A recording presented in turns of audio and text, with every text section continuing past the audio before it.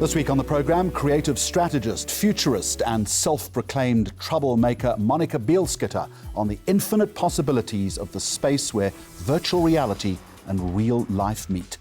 Why a big global news organisation feels there needn't be a blurring of lines between sound editorial and advertorial content. And why a local washing powder brand is setting out to celebrate all kinds of South African families in a brand new digital campaign.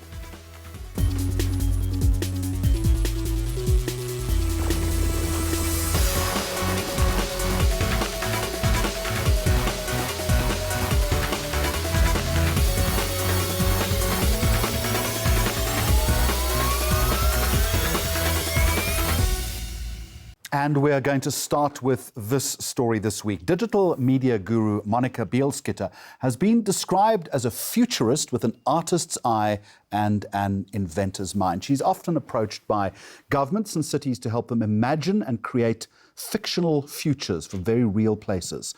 So in this world of constant technological advancement in the spaces of virtual reality and artificial intelligence, Monika poses some interesting but important questions. How much of the physical world do we want to change, modify or replace with digital? And how much of our data and privacy are we willing to surrender to providers of these amazing new digital worlds? She joins us now on Mags on Media. A very warm welcome to you. You've said previously that the digital world will soon enough be enmeshed with the physical world. How is that happening and at what speed? Yeah, so immersive media technology is advancing every day. And today we see them more as something that are new tools for entertainment. And unfortunately, the companies such as Oculus and Google, HTC have marketed them that way. But what it truly means is it's the paradigm shift in computation. Today we're computing within screen space. But where we're entering a computational space where the world becomes our desktop. So how much of that would become modified or replaced with digital content? And today we see augmented and virtual reality as these two separate entities. But where we're going is XR, as extended reality, where literally it becomes, the physical and digital world becomes quite indistinguishable. So what does that mean? Today we think about fake news and how misguided we get and sort of targeted misinformation warfare just with basic news articles. But what happens when that is fed directly into our eyeballs and further down the line directly into our brains? And Monika, you've made the very important observation that the technological process that you're talking about now is unstoppable. But you've also said we shouldn't be embracing it blindly. So sound the note of caution for me. Absolutely. So being a Luddite is not an option. Convenience always wins. And so the only way to shape that future is really to engage with it, which is precisely why I ended up doing the job that I was doing, whereas originally I felt that somebody like me, a woman, non-American, with a creative background, didn't have a seat at a table. But because I felt conversations were lacking in so many of the sort of ethical and creative and humanitarian aspects, I felt obliged to engage with it and help people see that technology is not a magic pill, and the hope can never be in technology. The hope has to be in humanity. And we have to tackle root causes, why we're doing certain things, and what type of biases we're embedding in technological design. And if we don't, what are the unintended consequences? Full-fledged dystopia. Full-fledged dystopia. Loss of, the rising fascist regimes all over the world is part of that phenomena. Loss of privacy, everything that entails with remote-controlled automatic weapons matched with facial recognition. It's in every single aspect where you look, dystopian scenarios abound, as Black Mirror rightfully explores so. But for me, what's really important today is actually imagining positive futures, because this... Well, that's exactly the point. Be aware of the dystopia, but also understand that this has the power to create new culture. Absolutely. And the thing with dystopias as well, and part of the work that I do is also sci-fi world design, is understanding that they're not necessarily just warnings. In some cases, they become product roadmaps for people with quite malign agendas. So that's where there is an urgency of imagining futures that are not just about the tech, but where we use technology really as an extension of our bodies, as tools to make the world a better place because we choose to do so. You speak in grand theory here, but where are we seeing this meshing of the digital and physical world actually emerging with a positive benefit for society? Well, there's a lot of very positive in terms of usage of AI, augmented reality, mixed reality, virtual reality. There's a lot of very positive medical applications, helping people to recover movement abilities after severe traumas, PTSD treatment, helping people to conquer their phobias, and of course, all the educational applications. That's incredible. But unfortunately, they remain very sort of topical, very limited. And what we see in where the mass market is going is more that dystopian direction, less of creating these spaces of co-creation, collaboration, and more the spaces of isolation. So how is that dystopia manifesting itself then? What do we see? What scares or alarms you? Well, I think people entering more and more in their own bubbles and ending up more and more isolated. And just inability to step out into the physical space and communicate with others with your body. So we have all this access to information, and yet we're quite happy to remain completely alone and isolated. What happens if that continues? What does that mean for humanity? I mean, pray God it doesn't happen. But, well, falling more and more into extremism. Like as I said, what you think of today, the issues with YouTube algorithms that, lead you towards becoming a Nazi by feeding you with more and more extremist content or, extreme sort of Islamism, right? And conspiracy theories, but bring that not just into YouTube videos, but into your visual feed. And today, how people have this irrational hatred towards the other, because they're so heavily misinformed.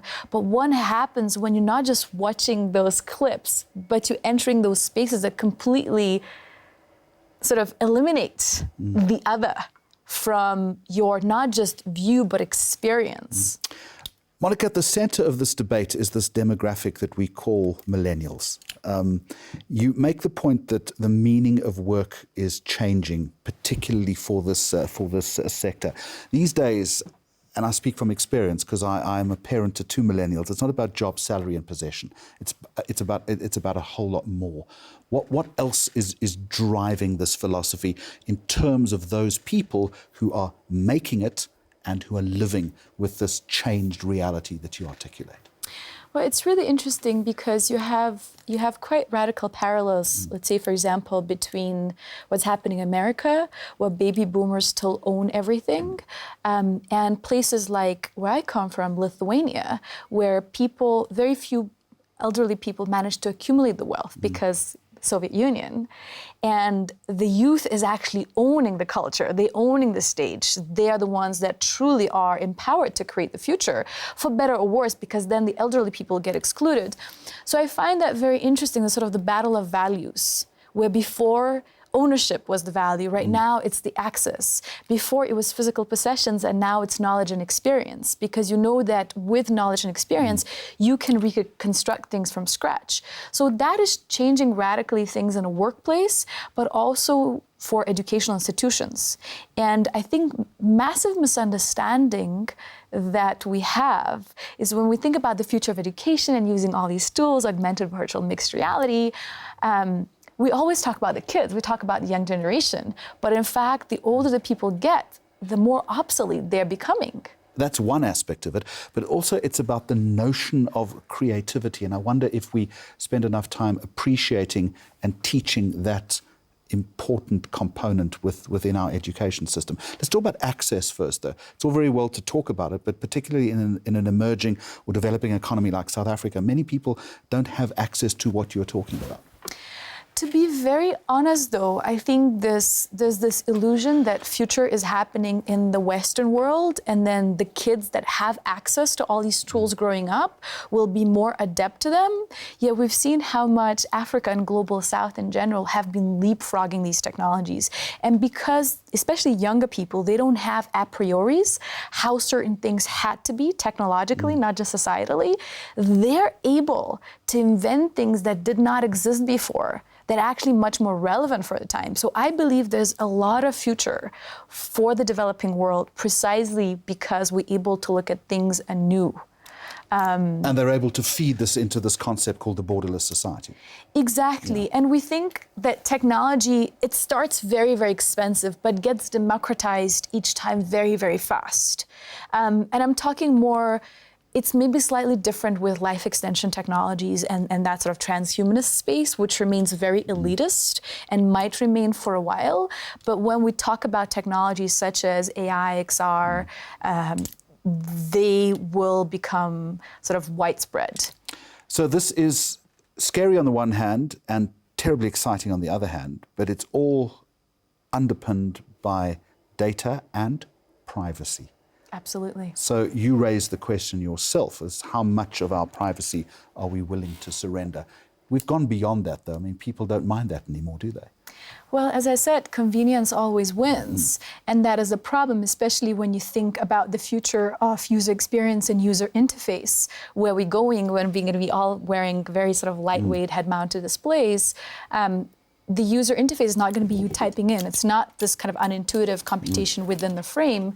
It's more a combination of voice, commands, eye tracking, as well as EEGs embedded within devices, which means that my brain wants to do something, and so the device does.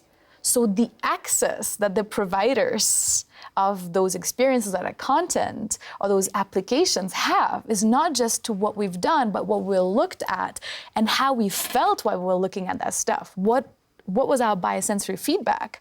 So we're giving away so much, and unless we as population stand up and request encryption and privacy within these things, people will not just have access to what we've done, but also how we felt while we were doing it. And I mean, that's an entirely different debate, and I think the issue is being addressed, but I tend to think that we will give more than we're prepared to protect. I hope the future that we've been discussing is a little bit more optimistic than dystopian. We've only scratched the surface on some of the issues, and I sincerely hope that you can come back and visit us again. Monika Bielskyte, thank you very much indeed.